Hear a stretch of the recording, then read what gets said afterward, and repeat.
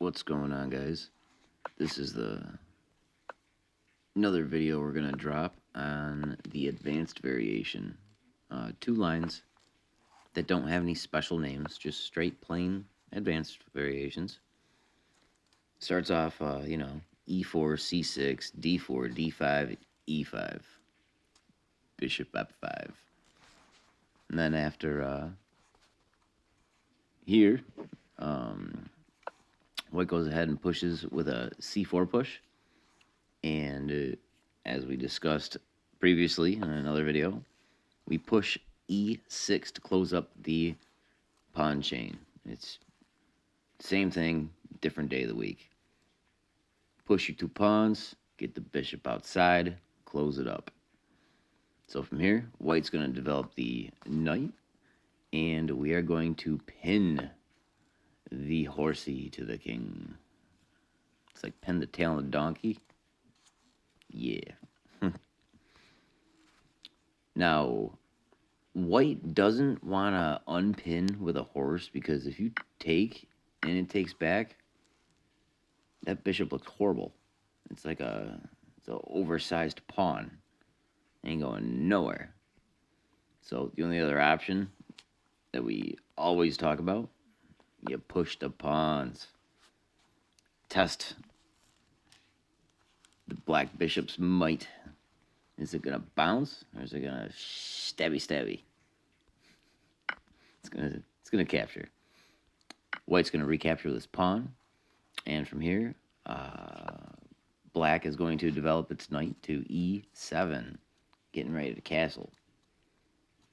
It also defends the D and C pawn, and White is going to do the same thing and develop his horse, knight to F3, and his knight is defending the E and D pawns.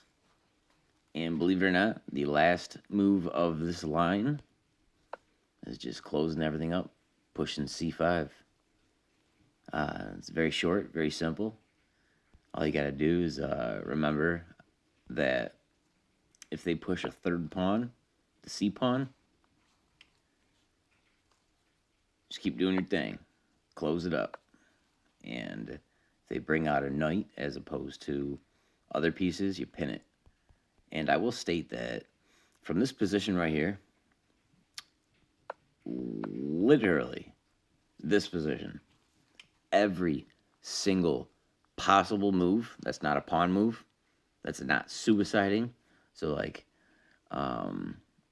here, this move, this move, this move, this move, this move, they're all about a pawn on the scoring. So they're all good moves, but the standard line, meaning the best move that makes the most sense, which isn't messing up your structures, is the line that we just followed. So I'm going to reverse it and take off right here, and we got a second line coming. All right, the second line that we're going to be covering over is when White go ahead and develops a bishop to E3. Now, we can't quite close up the pawn structure yet. Since they left their B pawn vulnerable, we're going to go ahead and jump right to developing our queen to B6, attacking that D pawn and the B pawn. Now from here, White doesn't want to loosen its structure and make it cause weaknesses by marching a pawn. So what it can do is line up its queen and the bishop on the same diagonal and cover that B pawn.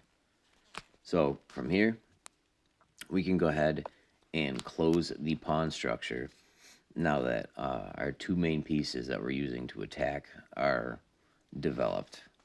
So from here, you will go ahead and see White march up the pawn to C4, hitting that D pawn again.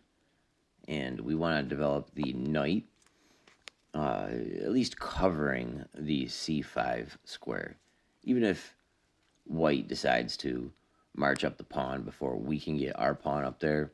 We can't capture with the knight, but if the D pawn falls off, then that's just one more attacker we have ready on that square. We got our bishop, knight, and queen all gunning that square. White is actually going to beat us to it and push c5, and that's when we throw in a check. Queen to a5. White does not want to block it with the bishop. That's just losing a tempo. It had already wasted a turn on that. It would rather develop. So if it moves its queen out there and we take, it'll recapture with its knight, which is a developing move. That's exactly what it does. Queen to d2. And rather than back out or try to pull some trickery to pick up that b pawn, we're going to go ahead and capture. And white will recapture with the knight.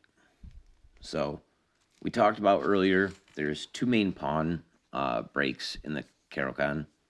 The C column and the F column. C column is locked up tighter than shit. So we can only do the F column. That's exactly what we're going to do. We're going to push F6, hitting that E5 square. It's not going to want to capture because then it's going to be left with a backward pawn on D. I mean, it already is a backward pawn, but it's a one-directional backward pawn as opposed to a two-directional.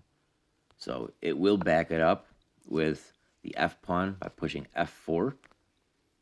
And I know it kind of looks crazy, but we actually go ahead and attack the F pawn with a G pawn push to G5. So this is a pretty crazy setup. A lot of possibilities over here. You can castle queenside. You can develop your knight. A lot of possibilities.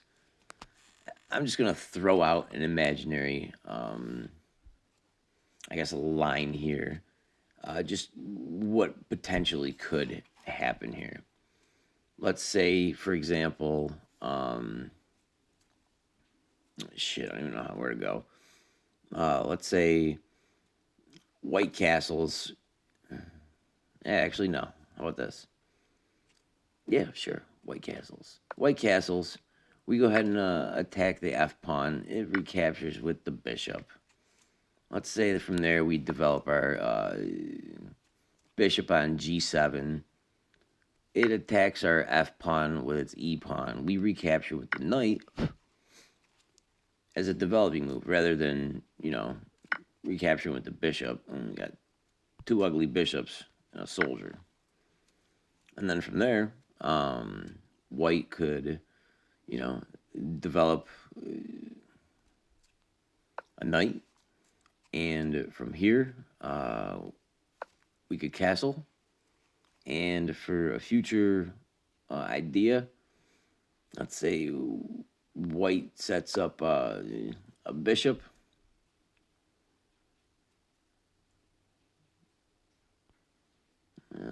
On the E2 square. Our future moves would probably be, we would want to develop a knight on G4 and go for the E pawn push. And we can bring over our knight as well. So all said and done, 1, 2, 3. 1, 2, 3. Yeah, we got enough. So it'd be overkill if you want to bring in this knight. And all said and done, push, and it'll be, take.